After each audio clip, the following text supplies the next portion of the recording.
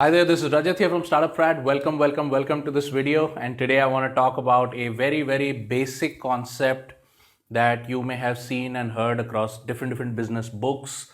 Every little blog that you read about business always talks about this concept, which is about creating your own value, which means you have to deliver value or create value for the marketplace, for the customer, or whatever it is. And for a long time, I could never understand what value is. I understand products. Okay, you sell a product, sell a service. What is value, right? So I'll just tell you a little story about what I've been up to in the last 4 or 5 weeks.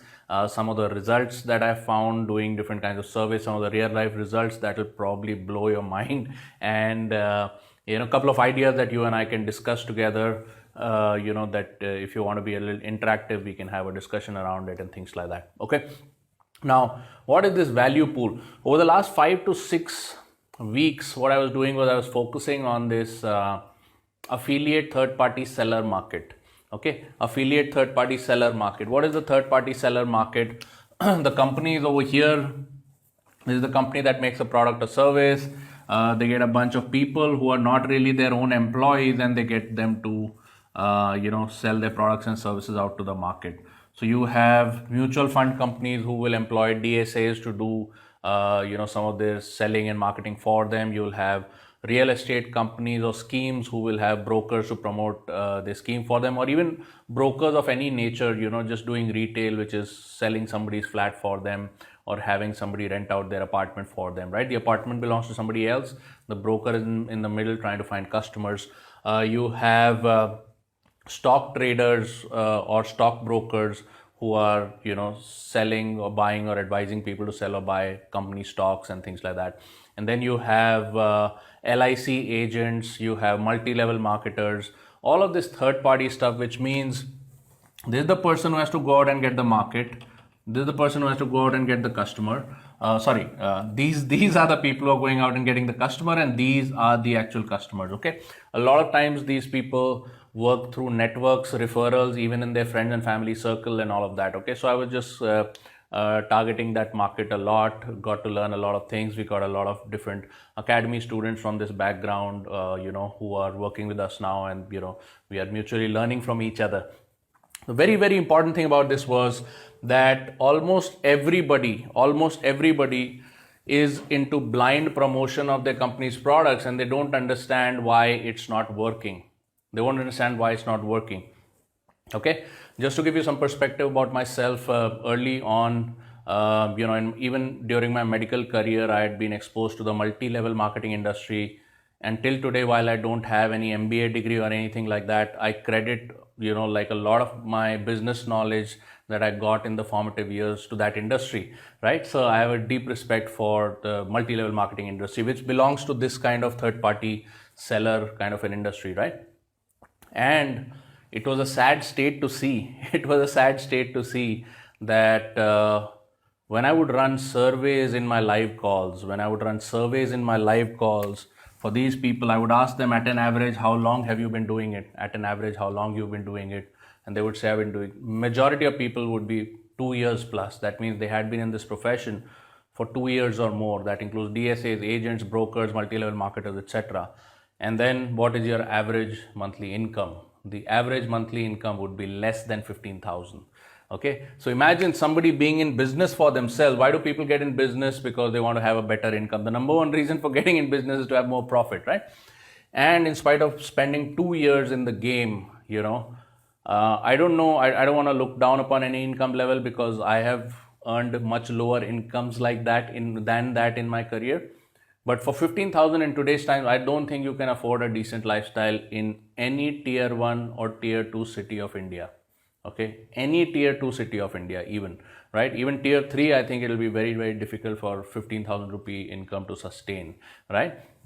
So it's a sad state of affairs that you get into business. Okay, and a lot of these people are in the Facebook group. I saw there about 925 people over the last 3-4 weeks have joined our Facebook group who come from this type of background, because that's where I was kind of targeting my outreach in the last month and a half, right?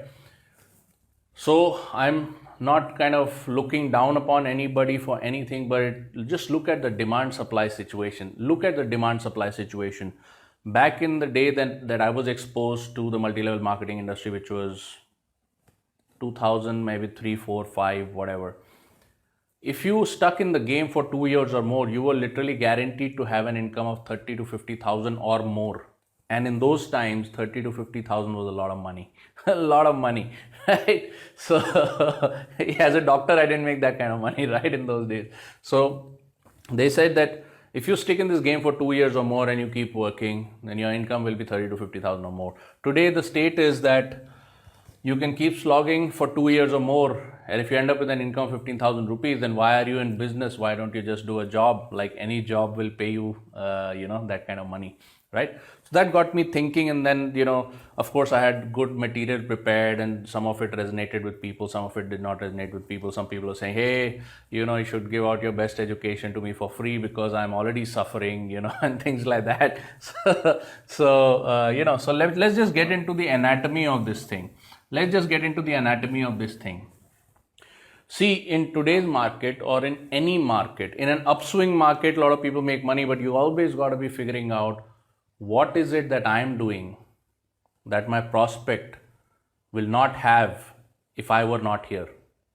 Okay, what is it that I'm doing that my prospect or my customer will not have if I was not here?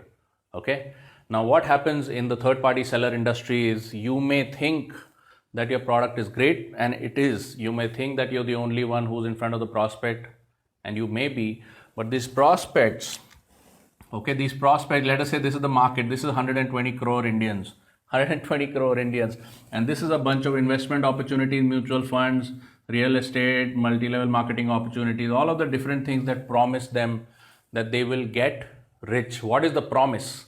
The promise is they will get rich, and you want to attract them through that promise to one of these vehicles, which is mutual funds, life insurance, stock broking, multi-level marketing, whatever it is, real estate, that is the promise. Nobody ever sells a mutual fund saying, sell your mutual fund because, buy my mutual fund because you may be having extra money, because the prospect will say, I don't have extra money. Okay, buy a house because this is a beautiful house for you to live in. Your prospect will say, no, it's too expensive. So you got to say, hey, it's an investment, it'll grow, right? That's the angle. The angle is your money will grow, you will get rich. Now, these are, let us say, the 4 or 5 different opportunities, right? This is 120 crore Indians. There used to be a time when information was not that much freely available. So the people needed to understand the mechanics. Okay, the mechanics were explained to them in something called a sales meeting or a sales presentation. These presentations used to be 45 minutes to 2 hours long. In that, you'll give the prospect a few aha moments. So this is how you can do it, this is how you can do it, this is the various number of options you have. And based on that, this is my option is the best option or whatever it is, right?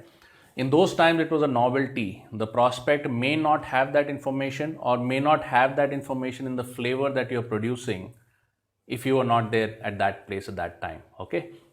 Now, the market was like this.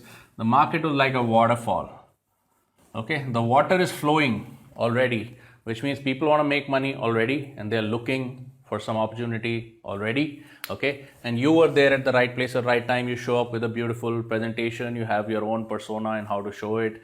People are like, okay, this guy seems to be a good guy. Let's do business with them. Or gal, let's do business with her, okay? Fast forward to today's time. Why is it that being 2 years in this industry, the average income level has gone down by 3x, yeah? So you were over here, the water was flowing, you were like a little rock on the side and some water flowed over you.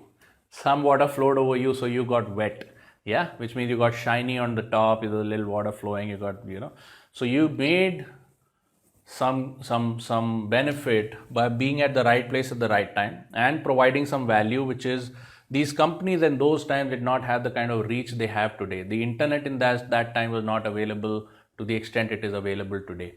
Okay, so these companies relied on the trust that you can build in the market, putting your face out there. Okay, putting your face out there. Today, how much the market has changed that people don't prefer meeting you because they don't want to spend 1 hour with anybody whatsoever, even if there is COVID, there is no COVID. Internet is 100 Mbps in India, so it can carry video messages, yeah, from their favorite superstar, which could be Amitabh Bachchan, Hema Malini, whatever, Okay, and the payment that the company collects can be collected over the internet. For example, everything has become easier so that you don't need to be there. You don't need to be there. Okay, the prospect is getting no extra value just by the fact that you've shown up at their doorstep, and all the education that you're providing them, all of these bright ideas about how this can work, etc., they already have this information today. It's all available on the internet. Okay, so you're not providing any real value. So what do you do? What do you do? Should you quit your industry? What should you do? Right? So now this is where it comes. We talk about creating your own value pool. Okay, this is how you create your own value pool. People say, I'll go out and get another degree, I'll get one more certification. A lot of people say, if we take your premium program in the StartupFrat Academy, will I get a certification? The certification is not going to help you. Okay, so what you got to do is, you got to have your value pool. Let us say this is the waterfall falling. Have you seen any of these waterfalls? They just fall to a certain level. There is a stone ledge over here. Maybe there's a little depression. Okay, and a pool forms over here. There's a pool of water that is formed over here, and then the water starts falling from this side. Okay, so there's a little pool of water that is formed over here, which is holding up. There is no direct, the water is not falling from here to there directly. There's a stone ledge, there's a little crater that has formed with the pressure of the water. Okay, and then the water forms into this pool, and then the pool, then the water flows out of the other side. Now this, my friend, is something called a value pool. Okay, this is something called a value pool. You got to realize 2 or 3 things. There may be 10-20% people who are buying what you have to offer. Okay, and then there are 80% people not buying what you have to offer, which happens in any selling situation in any industry. Now these 80% of people, this is the water that's falling, that's making a dent in the rock, creating that little, trough. Yeah, creating that little trough, that little ditch. So everybody who says no, whatever the objections are there, they fall broadly into 2 categories, or probably 3 categories. The first type of objections are motivational objections. Why should I go in this direction at all? I want to hold on to my money. It's post-COVID, whatever. Okay, that's motivational objection. The second are technical or logistic objections, which is, how do we do this? How do we do that? How do we go to the court? How much will the court charge to get the registration done? How much of overhead price do I have to pay? How much brokerage do I have to pay in addition? What is my total return on investment on this deal? These are technical questions. Okay. And the third thing is literally product-ended questions, which is, why do I do business with you? Why don't I go to 1,000 other people who are pitching the same exact product with the same exact brand? Thousands of people pitching LIC. Why should I do with you? What are you going to give me in return? Why should I do LIC only? Why don't I go to ICICI mutual fund? They probably have a better return on investment. Why don't I take a debt fund? Why don't I do, instead of doing real estate, why don't I do something else, right? So all of these are product related questions. There are 3 types of questions, and what you got to do is you got to create value around these. You got to create value around these. Value is created by 3 types of products. Okay, 3 types of products. There are informational products, there are services, and there are packages.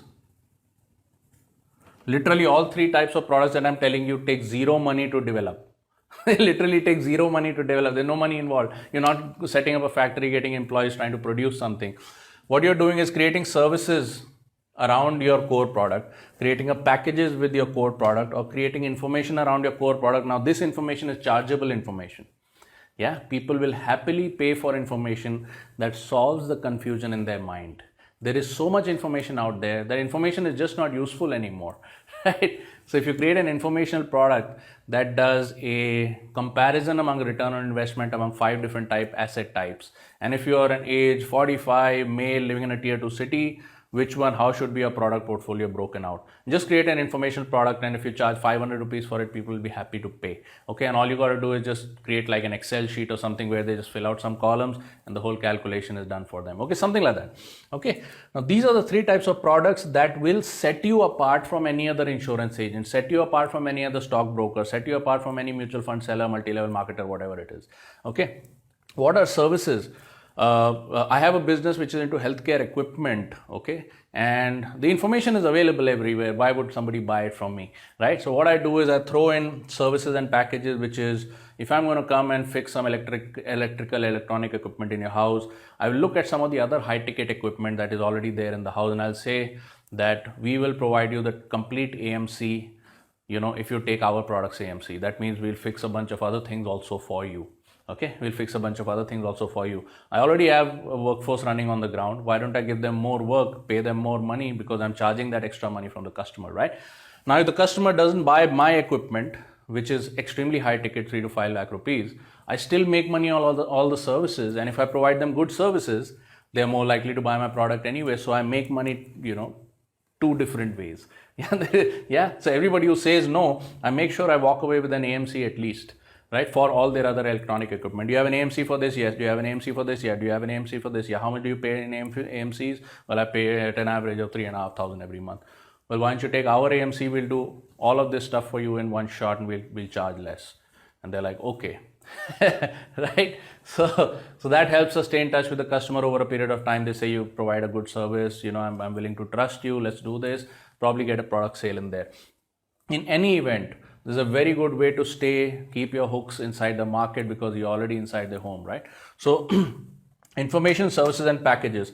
Now I'm going to give you a resource where how to do this will be given to you. All of this stuff is already told to you. Some of this was not covered in the webinars and all, because that was not the aim of that webinar. But if you want to check out our masterclass, which is free for community members, it's called startupfrat.club/product. Okay, startupfrat.club/product. Okay, this is I think it's a 1 hour or 45-minute long masterclass. You can watch it on demand. Just go over there, put in your email, and you can watch the class. You can pause it and watch it at your own speed and everything. Okay, startupfrat.club/product. How are people in the community doing this? What are their success stories? How you'll get a lot of different ideas. Okay, now what I want you to do is I have 2 very special offers for you.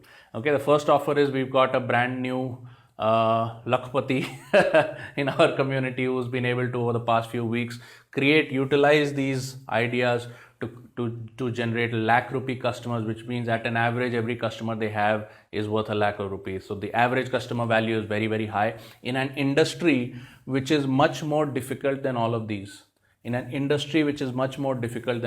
Okay, I want to put you guys in touch with this person, where you guys can probably have a discussion or everything. But just like always, there's always a little hoop to cross. Why? Because I want only the most serious people. So what I want you to do is, I want you to write your comments below saying, what is your primary product line? And what are your 2 or 3 ideas of how you can create products and services around your primary product line to create your pool of value. Very, very important for people who are in this business, in the third-party seller, affiliate marketing, DSA kind of a business. Even if you are a small business owner, even if you are a corporate professional who's been trying to basically linearly try to translate your job expertise into a business, sometimes it doesn't happen because it's not a linear translation.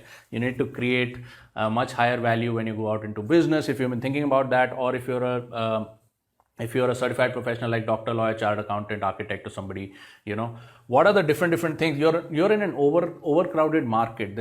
This is the only country in the world which has more doctors than, loaded with doctors, loaded with engineers, loaded with chartered accountants, loaded with architects. It's a very educated country, right? But it's not very good for people like you and me who hold professional degrees, because, hey man, you're lost in an ocean of other such professionals. So what can you do to build this pool of value? Okay, I want you guys to comment, and the lucky winners or whoever puts the best comments, etc., I will absolutely put you in touch with our brand new Lakhpati from the Academy community. Okay, that's it from my side. Don't forget to hit the masterclass startupfrat.club/product. I'll see you tomorrow. Bye-bye.